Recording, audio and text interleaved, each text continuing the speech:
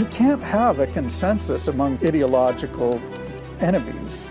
One side is ultimately going to win unless there's a really strong neutrality policy. The enforcement of the neutrality policy essentially collapsed. Has Wikipedia strayed from its original mission? I regret not doing certain things when I was starting Wikipedia. Today I sit down with Wikipedia co-founder Larry Sanger to discuss his original vision for the platform, how it has changed, and his work now to create a decentralized network, what he describes as a superset of all encyclopedias. I think we were naive. We need a democratic revolution in tech. This is American Thought Leaders, and I'm Jan Jekielek. Larry Sanger, such a pleasure to have you on American Thought Leaders. Well, thanks for having me. Larry, well, you are the co-founder of Wikipedia, and sometimes you call yourself the ex-founder. And I can't help wonder if that isn't a great place to actually start our conversation. Why would you say that? Well, there's a couple of reasons. One is that for many years, Jimmy Wales has denied me that honorific, and so I thought out of respect to him, I'll go ahead and let him be the sole founder, and then I'm ex-founder, because I was once. And then the other reason is just that I am increasingly wanting to distance myself from Wikipedia, and there are a lot of issues with it, and I guess it's my way of, disowning my baby. I'll tell you when I realized that something was wrong with Wikipedia, okay? I've been working with Epoch Times for the better part of 15 years. Mm-hmm. And there's been a Wikipedia page about Epoch Times for quite some time. And there was, you could watch the battles of different editors on the talk pages. I'm going to get you to tell me a little bit about the talk pages, because a lot of people don't even know about that. Sure. Right? Between these different editors trying to get at what I always assumed was the truth, okay? But you've taught me something different. We're going to talk about that too. But in the end, it seemed to actually work out, okay? And the entry was something that I felt was somewhat fair up until about 2015, 2016, when it seemed like all hell broke loose on there, and basically one very dominant, frankly incredibly misinformed view dominated. And then I started looking at other pages, and I found similar things. I probably, like most people, looked at Wikipedia and thought, this is a place where I can get good, honest information, a good, reasonable, balanced view, and so forth. But certainly not on everything. Right. Well, it's interesting that you should begin that way, simply because that's how a lot of interviewers have begun interviewing me in the last few years. Everybody seems to have a complaint about the article about themselves. That didn't used to be the case. But now, essentially, anyone who is on the right, or even contrarian, actually, finds themselves with an article on Wikipedia that grossly misrepresents their achievements, often just leaves out important bits of their work, and misrepresents their motives, casts them as conspiracy theorists or far right or whatever, when they and their friends and people who know them well would never describe them in that way. So yeah, I hear you, and I've been apologizing for that for many years now, for that sort of issue. It's just gotten a lot worse, as you say, basically in the last 5 years or so. There's a big area here, right? I'd like to talk about the original vision, right? And then this sort of distinction, I find this so fascinating, between neutrality and pursuit of objective truth. Because I think that distinction might be, it took me a while to figure out the distinction, frankly. So that's one piece. But another piece is kind of how did we get here to the point that you're describing? Right. Well, where do you want to begin? Well, so why don't we start with the vision, and then let's talk about where things went wrong. Okay. Right. So I'll begin by telling you about the assignment that I was given. So I was hired by Jimmy Wales's company, Bomis. He was the CEO. I was hired as editor-in-chief of Newpedia, and I was given the following assignment. We want to start a new encyclopedia. Basically, we want you to be the guy to start it. It will be free. It will be open to anyone to contribute to, but we want it to be respectable. And finally, we want it constructed according to open source principles. So what that meant was essentially anyone can share their own copy of it, and they can fork it, which means to make a copy and then start developing it in a different direction. And that's how, like, Linux, for example, works, and various other kinds of open source software. But it's called open content because we're not talking about software now, we're talking about content. So that was the initial sort of assignment. Now, the vision was essentially of a giant encyclopedia that millions of people could contribute to, would freely be eventually motivated to contribute to. Initially, we considered whether there should be multiple articles per topic or just one article per topic. We went with the one article per topic, but that's only because there weren't enough people to work on it to begin with, right? Now, I think there's no reason why we shouldn't have multiple articles per topic. But anyway, that was the original vision. And obviously, a big part of the original vision, especially because it was supposed to be collaborative, especially when we moved from Newpedia to Wikipedia, which was a year later, because it was supposed to be collaborative. In order for people who are collaborating to work well together, obviously they can't agree on everything, so you have to agree to disagree and represent lots of different competing positions within the same article. And not just that, the whole idea of neutrality, because that's what it is, the idea behind neutrality is to allow people to make up their own minds. And that is a big part of my notion of what a reliable, useful reference work should be like. So we can talk a little bit more about that, but that's the basic. And there's other things. I mean, we obviously wanted it to be very meaty and very big, and there's a whole long laundry list, actually, of descriptions of a good encyclopedia, but you can guess at those. So tell me a little bit more, because this obviously was a pretty revolutionary idea for media, the idea of a user-driven encyclopedia. How is it that you ended up getting this job? Well, I knew Jimmy Wales. I mean, we weren't like good friends or anything, but acquaintances. I hit him up for his opinion on a website that I was starting, or was thinking about starting anyway. And he said, well, don't work on that. I have something you should work on. You could come and work for me and be editor-in-chief of this new website, Newpedia. Newpedia was very top-heavy, had a lot of problems with it in terms of the amount of content that it was producing. So we cast around for different ways of supplementing the content streams. So there's just more coming into the system.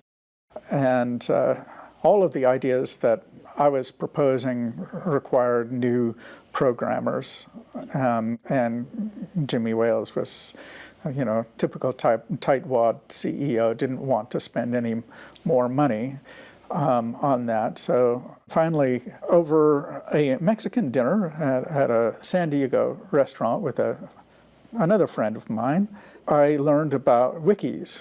So my friend was telling me about how there were these websites where you could go and you could press an edit button and you could start changing the text of the web page itself that you were reading, and you hit save and the page changes. And it was like, wow, that's a weird idea. How could it possibly work?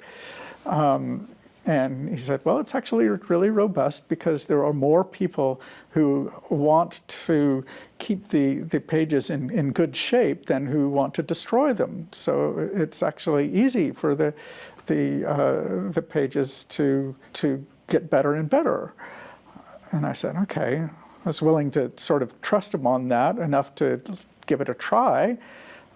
So I immediately had the notion that we ought to create a wiki encyclopedia as a supplementary content stream for Nupedia. It was going to be called the Nupedia Wiki. But the Nupedia editors didn't want to have anything to do with anything called a wiki.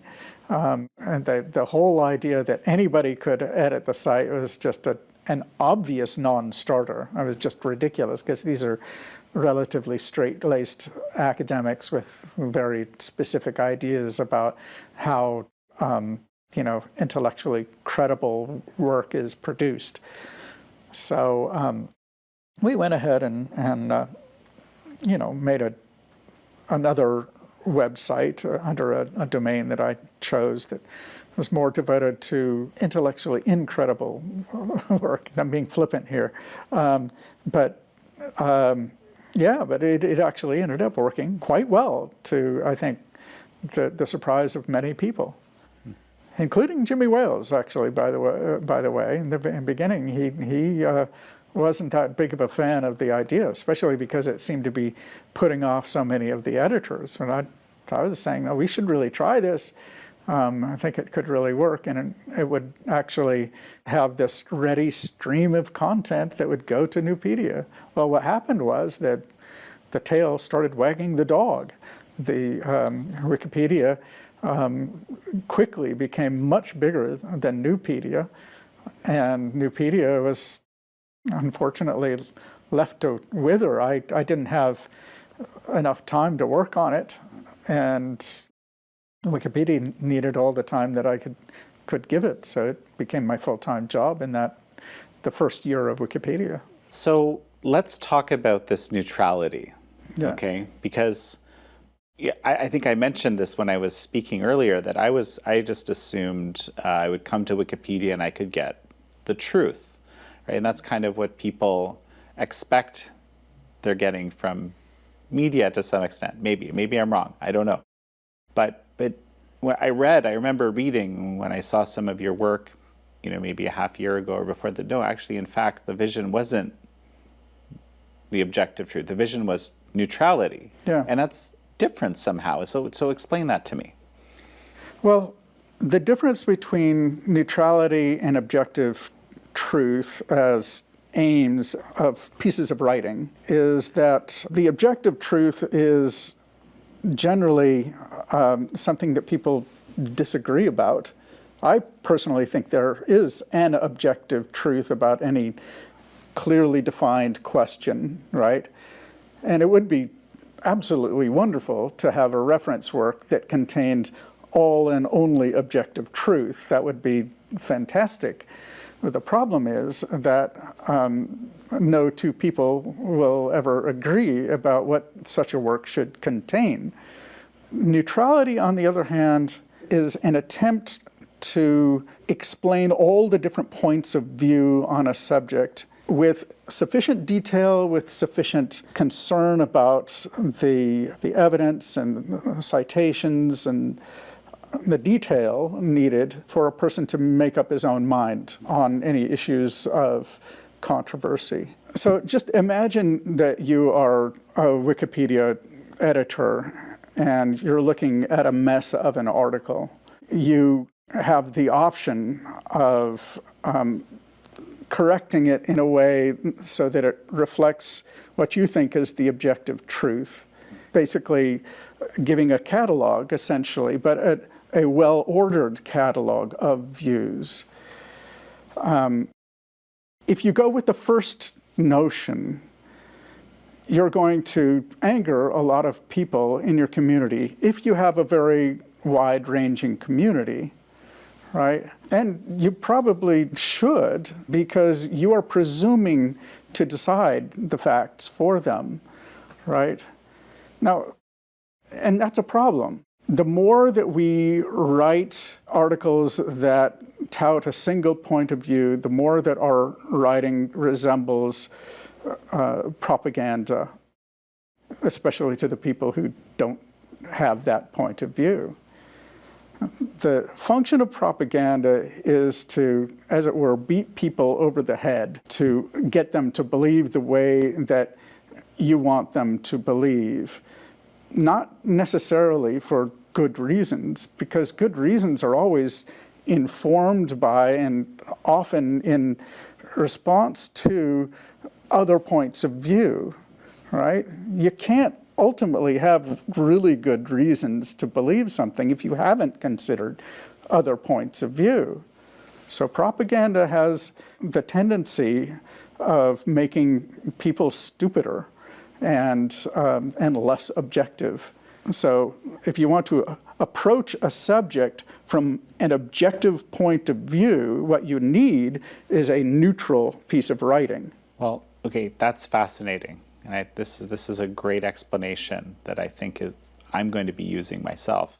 You have said that currently Wikipedia contains the establishment point of view. Mm-hmm. And so, what does that mean exactly? Well, we can see by reading the New York Times and the Washington Post and watching broadcast news and reading the books that are touted by the, New York Review of Books and whatever, that there are certain things that powerful people, in many cases well-educated people, want us to believe, that minorities or what those people want to believe are minorities of people disagree with. So that's the establishment view. It's the view that is touted by the powerful. I guess the big question is, how did that happen? Because as far as I know, this neutrality policy is still in effect. Yeah, we introduced the neutrality policy before Wikipedia was even conceived of, and then Wikipedia inherited it from Nupedia. Wikipedia made a real effort at neutrality for, I would say, its first 5 years or so, and then it began a long, slow slide into what I would call leftist propaganda. I mean, it's a harsh description to put on Wikipedia, but at least a lot of the political articles read that way now. But that's because they follow the news media, at least they have done in the last 10 years or so, 10 or 15 years. They've gradually gotten rid of all of blogs, and then more recently they've gotten rid of almost all conservative news sources as sources for their articles. And so as the news media has shifted, and as the establishment, frankly, has shifted more to the left, the content of Wikipedia has followed suit. It would have been hard for me to accept that this would happen and that it would be so striking. Even 10 years ago, I mean, already there was this decline into a slide to a center-left point of view by 2010. Another thing you told me when we were speaking in the past is you see a kind of mob rule on Wikipedia. And so presumably that wasn't the intent. So, yeah, this is hard. It's collaborative to begin with. And wikis, before, Wikipedia isn't the first wiki, first of all. The wiki software was invented in about 1995. And there was this culture that was associated with wikis where people worked together on pages, and there's a lot of give and take, and try to be fair to each other, try to be reasonable, and you reach a consensus view, essentially. So Wikipedia inherited that notion, but ultimately it didn't work. As soon as Wikipedia became very powerful, as soon as it attracted enough eyeballs, then the ideologues moved in, on both sides, frankly, in the beginning, for sure, and went to battle. Right? You can't have a consensus among people who are, ideological enemies. One side is ultimately going to win unless there's a really strong neutrality policy.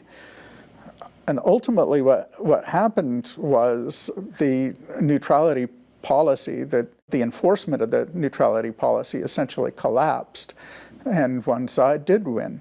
If people are trying to come to an agreement with each other, but there is no set way of resolving their editorial differences other than just talk, right? There's de facto a power vacuum.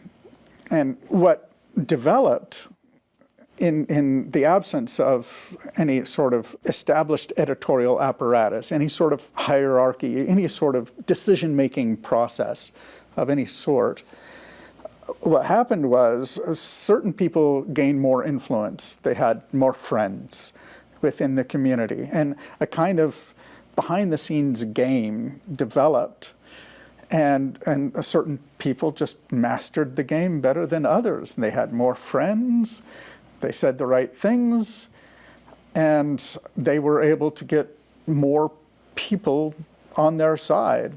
That kind of describes what happens when there is a mob rule and when there's a power vacuum.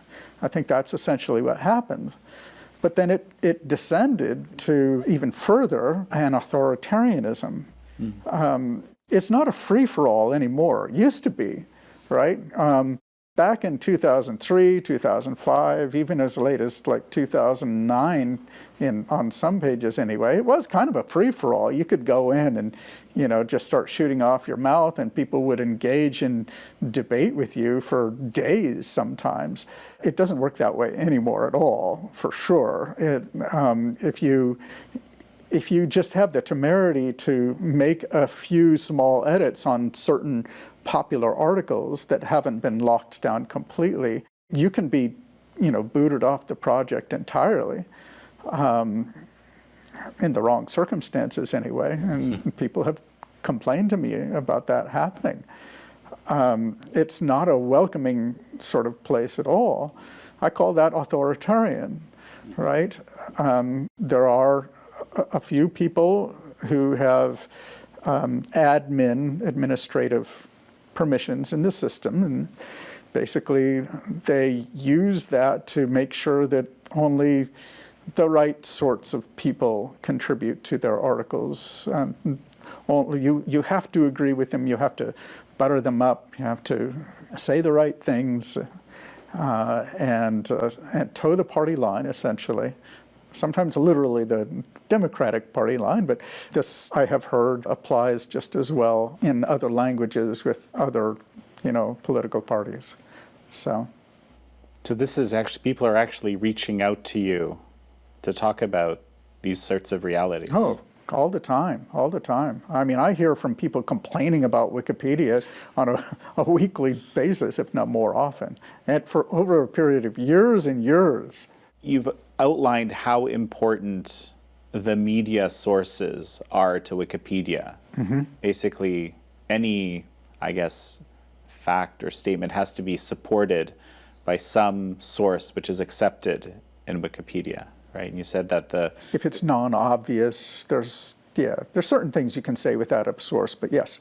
And that those sources have been pruned considerably over the years. Yes, the number of sources seems to have been narrowed down quite a bit on ideological grounds. Basically, you're arguing Wikipedia is a great source for the establishment perspective, but if you don't want that, you have to go somewhere else. Is that what you're saying? That's what I'm saying. Okay. Didn't used to be that way, but yeah.